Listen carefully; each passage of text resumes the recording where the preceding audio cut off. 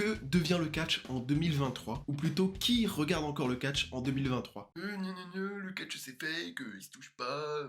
Oui, c'est vrai, le catch c'est faux. Mais attends, ne pars pas, je vais tout expliquer. Dans le catch, il y a le script. Un catcheur est désigné pour gagner et l'autre pour perdre un match, avec justement quelques précisions pour savoir qui fait quoi dans le match et comment le match doit être gagné. Et vous savez, souvent, on compare le catch avec la magie. La magie, on sait que c'est faux, mais on aime y croire. Et on a envie d'y croire. Et c'est là la petite différence, c'est que les fans aiment bien se prêter au jeu et se dire, ouais, ça peut être vrai et ça peut arriver. Notamment quand on sait que en réalité, il y a quand même pas mal de blessures dans le catch. Si on pouvait également comparer le catch, on pourrait le comparer à un film d'action. À la différence même, c'est que les acteurs qui sont dans un ring sont également leurs propres cascadeurs. Pour les autres personnes qui ont cliqué sur cette vidéo et que vous avez déjà regardé le catch à l'époque, que ce soit dans les années 90 sur Canal+, ou alors sur NT1 lors de la période Catch Attack, vous demandez sans doute ce qu'est ou ce que devient le catch actuellement. On va justement faire un petit topo entre la calvitie de John Cena, le vieux Vince McMahon qui rechignait tout le temps, qui n'est plus à la tête de l'empire WWE, le premier concurrent de la fédération qui est maintenant la All Elite Wrestling, ça je vais tout vous expliquer, les retours dans le ring de CM Punk après plus de 7 ans à ne plus catcher, le retour de Goldberg, mais également le catch The Event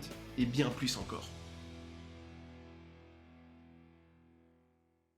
Tout d'abord, il faut revenir sur les bases du catch. Qu'est-ce que le catch? Comme dit en début de vidéo, c'est un sport spectacle où à la base, il faut divertir le public. Avec des histoires qu'on appelle également des storylines, souvent on répartit les deux rôles. D'un côté, il y a un méchant, on dira le heel, et de l'autre côté, il y aura le gentil, il y aura le face. Et leur but sera de promouvoir le match, que ce soit par des petites promos au micro, ou alors justement des petites attaques. La bagarre. Chaque histoire évolue au fil des semaines, pouvant même amener à avoir un titre en jeu. Justement, pour venir sur ces titres, il y a d'abord le must, le titre mondial, que ce soit à la WWE, à l'AEW ou même dans les autres structures. Il y a toujours un titre plus haut que les autres. Ensuite, il y a souvent des titres mineurs. Quand on dit mineur, ça peut être un titre des États-Unis, un titre intercontinental, pour rester sur les basiques avec la WWE. Ces fameux titres-là sont souvent là pour faire évoluer l'histoire et créer ce fameux personnage. Après, nous avons également du coup les fameux titres par équipe, où là, ce sera souvent 2 catcheurs contre 2 catcheurs. Et les derniers, ce seront les titres féminins. Féminins qui commencent à être de mieux en mieux vus. Quand un catcheur chute dans un ring, souvent les gens pensent qu'il y a des matelas, des choses comme ça sur le ring afin d'amortir les chutes. C'est vrai, il y a une petite épaisseur pour amortir un minimum la chute, mais souvent tout ça s'apprend lors d'une formation dans le catch. Le gars ne va pas forcément tomber sur la nuque pour vendre la chose, même s'il y a des fois ça peut arriver.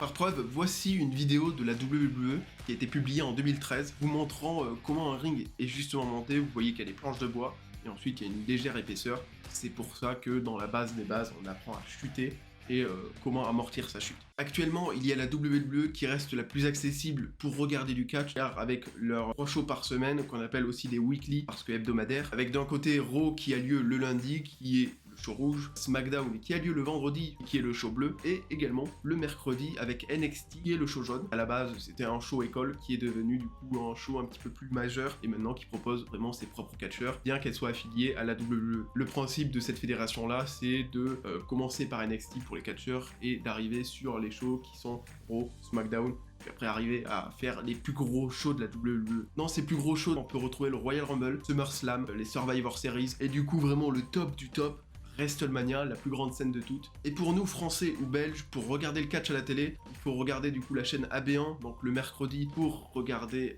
Raw, le samedi pour regarder SmackDown, pareil pour la chaîne AB Explore qui est disponible en Belgique, c'est vraiment une chaîne affiliée. Du côté de la All Elite Wrestling, ce sera du coup sur la chaîne Toonami, le mardi soir avec Dynamite et le dimanche soir pour Rampage. Concernant les autres shows, que ce soit du coup des shows de catch au Japon, en Angleterre ou autre, il va falloir plutôt se rapprocher du coup des networks ou alors des chaînes anglaises ou américaines. Faut pas oublier qu'il y a également des shows en France, il y a la RIX, il y a l'APC, il y a aussi Bodyzone Wrestling qui est basé du coup en Belgique. Il y a encore plein de structures où on peut voir du catch et même se déplacer. Maintenant on peut rentrer dans le vif du sujet avec le catch. Qu'est-ce qu'il est devenu? Bon, déjà on va commencer avec André le Géant, qui a inspiré la marque Obey, j'espère bien le dire. Justement il était français, mais bon, ça reste du basique, tout le monde le sait plus ou moins. Concernant Hulk Hogan, évidemment il ne catche plus, tout comme Undertaker qui a pris sa retraite le 22 novembre 2022, qui était bien connu notamment pour ses séries d'invincibilité lors de WrestleMania. D'ailleurs ce dernier avait perdu son premier match à WrestleMania face à un certain Brock Lesnar en 2014, pendant WrestleMania 30, mettant fin à sa streak.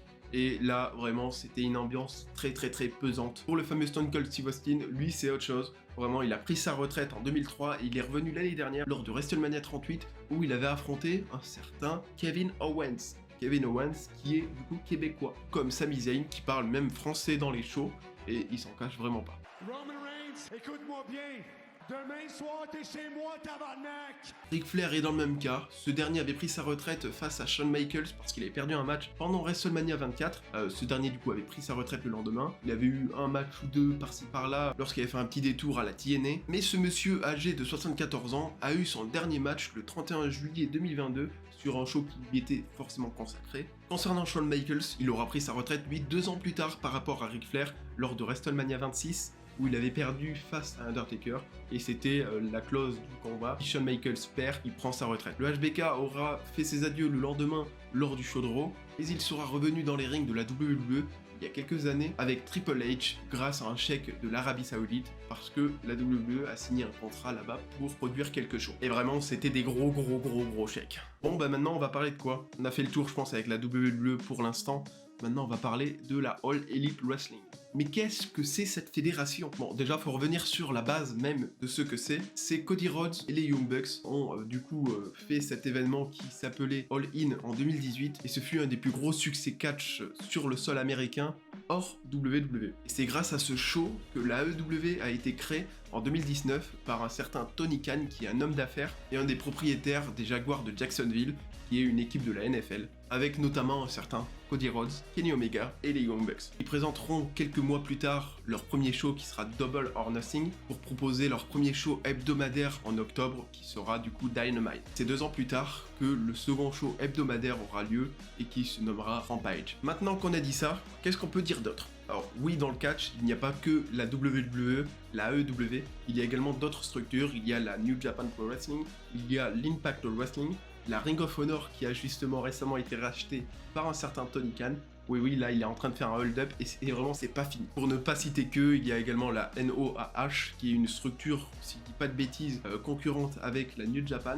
La NWA qui est la première structure de catch, la Progress en Angleterre et la WXW qui est une structure en Allemagne et qui est considérée une des plus grosses structures en Europe. Jusqu'à l'année dernière, on avait également droit à NXT UK qui est du coup affilié à la WWE qui était basée du coup, vous le donne un mille, au Royaume-Uni. Jusqu'à l'année dernière parce qu'elle s'est arrêtée, mais pour revenir plus fort parce que au lieu de devenir NXT UK, ça va devenir un NXT Europe qui est censé se concrétiser dans les prochains mois. D'ailleurs là-bas on a eu la chance d'y avoir 2 françaises, Artemis qui était du coup une des arbitres là-bas, et également Amal qui était catcheuse et qui a même eu sa chance au titre. Rien que ça.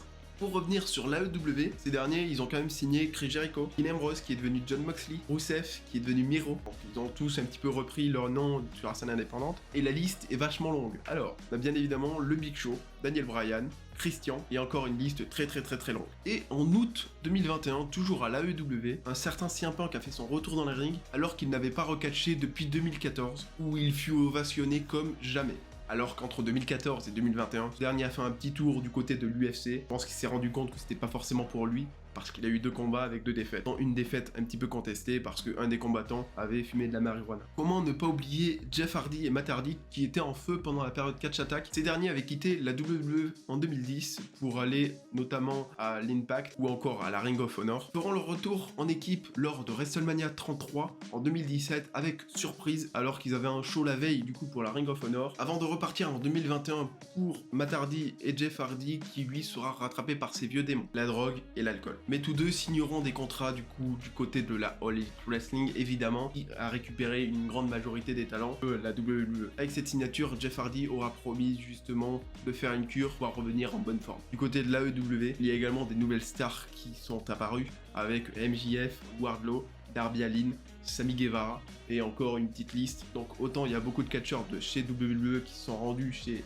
All Elite Wrestling, mais ils ont quand même su créer leur propre star. En 2015, la révolution du catch féminin arrive avec Stephanie McMahon, la fille de Vince McMahon, où juste avant cette période, les catcheuses étaient juste là pour leur physique. D'ailleurs, elles étaient même nommées les divas. Mais chose qui a changé plus tard, en ayant le même titre que les hommes. D'ailleurs, c'est les catcheuses de chez NXT qui ont ouvert la voie avec cette révolution, avec Charlotte Flair, Sasha Banks, Bayley et bien évidemment Becky Lynch. Depuis, ces femmes proposent des main events, c'est-à-dire le match principal du show. Elles ont également fait des matchs en cage et elles ont même eu droit à leur propre Royal Rumble match. Batista, lui, est parti dans le cinéma, bien que ça n'ait pas trop marché pour lui dans les années 2010. il aura réussi à trouver sa voie avec les Gardiens de la Galaxie, il aura fait quelques apparitions en 2014, mais il sera reparti aussitôt. Tout comme John Cena, qui aura pris la même voie, qui n'apparaît que très rarement à la WWE, notamment pour WrestleMania. Brock Lesnar, lui, est revenu en 2012, où il sera devenu champion du monde à plusieurs reprises. Randy Orton est toujours à la WWE, bien qu'il se soit blessé ces derniers temps, à force de faire des RKO. Pendant la pandémie au Covid-19, la WWE ne pouvait plus accueillir de fans. Ils ont dû mettre en place un nouveau système pour faire venir les fans au show de la WWE avec le Thunderdome, qui était une arène avec juste un ring et une multitude d'écrans autour avec les fans qui apparaissaient du coup à ces fameux shows. Cette innovation a reçu par la suite plusieurs prix et awards, dont le prix Virtual Fan Experience au Sportel Award 2020. Seth Rollins et Roman Reigns sont toujours à la WWE, évidemment. Ces deux-là sont vus aujourd'hui comme des top stars. En octobre 2018, Roman Reigns est contraint de lâcher son titre de champion du monde, car il annonce qu'il a à nouveau atteint d'une leucémie, mais il reviendra 4 mois plus tard pour annoncer qu'il est en rémission. Mais seulement, pendant le Covid,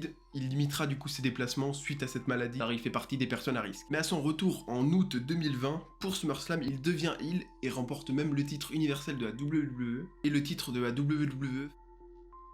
Il sera donc le nouveau champion incontesté de la WWE et un règne de plus de 945 jours. Évidemment, on va pas stopper cette vidéo ici. Cody Rhodes, qui avait quitté la WWE en 2016 suite au fait qu'il détestait son personnage de Stardust, il se produira dans beaucoup de fédérations indépendantes, donc que ce soit en Amérique, au Japon, également en Allemagne, si je dis pas de bêtises, et en Angleterre. Avant de créer la fameuse All Elite Wrestling, il la quittera en 2022, partira pour signer un nouveau contrat avec la WWE, où il gardera son fameux personnage, sa musique et son fameux logo. Tout ça, nous on le savait pas, mais on s'en doutait, et il fera son retour face à Seth Rollins lors de WrestleMania 38 en étant l'adversaire surprise de Seth Rollins. Par la suite, il aura eu 2 autres matchs contre Seth Rollins, mais juste avant son dernier match, il se blessera lors de l'entraînement au pectoral, et comme vous le voyez actuellement à l'image, ça fait un petit peu mal quoi. Le bleu est un petit peu gros, mais il combattra quand même contre Seth Rollins parce qu'il ne risquait plus rien, la blessure était déjà très aggravée, donc là il lui fallait juste une opération et on réglait tout ça. Il fera son retour du coup lors du Royal Rumble en 2023 où il remportera justement ce match afin d'affronter Roman Reigns, le fameux champion incontesté de la WWE.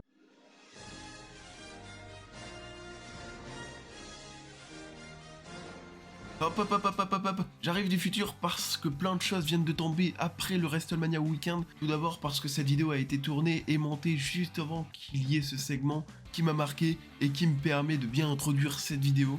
Il faut donc que j'en parle. Lors de la seconde nuit de WrestleMania 39, Snoop Dogg et le Miz étaient dans le ring pour parler du nombre de fans qui étaient présents ce soir-là, et le Snoop Doggy Dogg a donné un match au Miz. Face à qui? Face à Shane McMahon. Ce dernier arrive sur le ring sous une petite ovation, et c'est justement ce moment-là dont je voulais vous parler, car à peine le match commençait que ça a été terminé pour Shane McMahon suite à une mauvaise réception, et qu'il s'est blessé, avec une déchirure au quadriceps. C'est là que la magie a opéré avec The Miz qui a temporisé, Snoop Dogg qui a improvisé en remontant dans le ring avec le micro et en mettant son poing dans la face du Miz. D'ailleurs, si on tend bien l'oreille, on entend également l'arbitre dire « People Elbow » pour la prise qu'il va justement exécuter par la suite, avec brio ou presque, et il va remporter ce match, un grand moment de catch. Autre grand moment, plus sérieux, car il s'agit de la vente de la WWE. Ça fait quelques mois que la fédération cherche à vendre la WWE et c'est désormais fait car Endeavor, qui possède l'UFC entre autres, vient de racheter la fédération de catch en étant actionnaire majoritaire avec 51% des parts. Les deux monstres que sont la WWE et l'UFC vont donc fusionner pour être cotés en bourse à près de 21 milliards de dollars. Un truc de fou, mais le contrôle actuel chez WWE ne devrait pas forcément changer pour autant car le choix de vendre à Endeavor se fait dans le but que la fédération puisse garder son autonomie. Petite particularité dorénavant, c'est Vince McMahon qui recommencerait à mettre son nez autour du créatif de Triple H, chose qui va moins bien plaire aux fans et encore moins aux catcheurs présents qui trouvent déjà l'ambiance pesante. Malheureusement, ces dernières années ont été aussi terribles pour les acteurs du catch avec les décès de Jimmy Neidhart, Bruno Sammartino, Roddy Piper, King Kong Bundy, Rocky Johnson qui était le père du rock. Plus récemment, il y a aussi eu Scott Hall qui est décédé suite à une intervention chirurgicale en 2022. Luke Harper décède en 2020 suite à une maladie pulmonaire alors qu'il catchait encore quelques mois auparavant. Ou encore Chad Gaspard qui est décédé aussi en 2020 alors qu'il nageait dans les mers de Venice Beach avec son fils et un groupe de personnes, étant emporté dans un courant assez fort, mais il aura réussi à sauver son fils avant de disparaître dans les vagues. Il sera retrouvé mort 2 jours plus tard. Pour ne pas terminer sur une note très triste, en France on a eu également un moment de gloire avec le catch au The Event, avec les streamers Rivenzi et Ponce et les apparitions des catcheurs français Aigle Blanc et Kuro qui ont proposé un match de fou devant près de 90 000 personnes et ça fait plaisir. Il y a plein de gens qui sont venus à chaque show maintenant que je fais en France, il y a plein de gens qui m'ont dit j'ai découvert grâce au The Event. Et ça en fait on se dit ok, donc en fait les gens ne savent même pas que ça existe et quand ils voient qu'il y a du catch ça les intéresse. Donc si on avait juste plus de visibilité partout, je suis sûr que ça pourrait ramener des foules, vraiment des trucs de fou. Sur ce, j'espère avoir été assez clair sur tout ce que le catch est devenu depuis ces dernières années. C'est sûr qu'il y a des choses qui ont été oubliées, mais n'hésitez pas à le mettre en commentaire. Je vais vous laisser là, je vais vous dire ciao. N'hésitez pas à commenter, à liker, à vous abonner, à lâcher la petite notification. Sur ce, je vous dis let's go, Pablito.